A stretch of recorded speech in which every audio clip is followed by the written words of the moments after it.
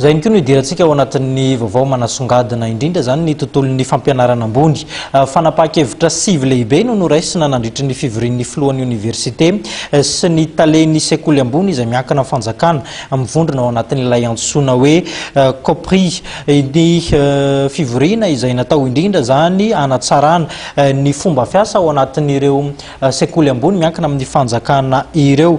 Ny makasika ny raramanahirana dia nandraisana fepetra ihany koa ny isroana ny mety hitrangana zany araka izao tato vaovao izao.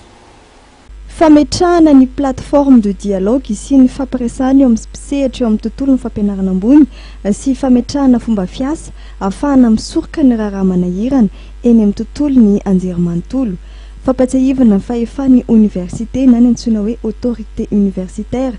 Ireo no isany nisongadina tamin'ny fivorian'ireo filohan'ny oniversite sy talen'ireo sekoly ambony miankina amin'ny Fanjakana na ny Copries notanterahana omaly teny amin'ny ministère fampianarana ambony sy ny fikarohana siantifika. Fametrahana fampatsiahivana ny autorité sy ny compétence universitaire satria tsapa tatoato tao zany fa samy miteny momba ny université zany na olon'iza na olona dia milaza sala hoe afaka miteny zavatra momba ny université nefa misy autorité eo ary misy texte amin'izay.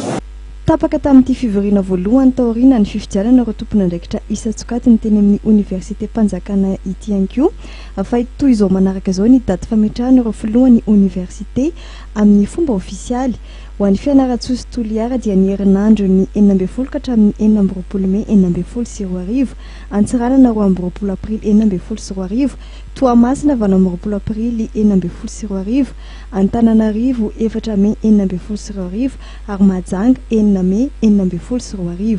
Ankoatr'io tetika asa goavana irosona ny fanadiovana ny trano fonenan'ny mpianatra sy ny fiarovana ny tany ny oniversité manoloana ireo fanorenana tsy ara-dalàna.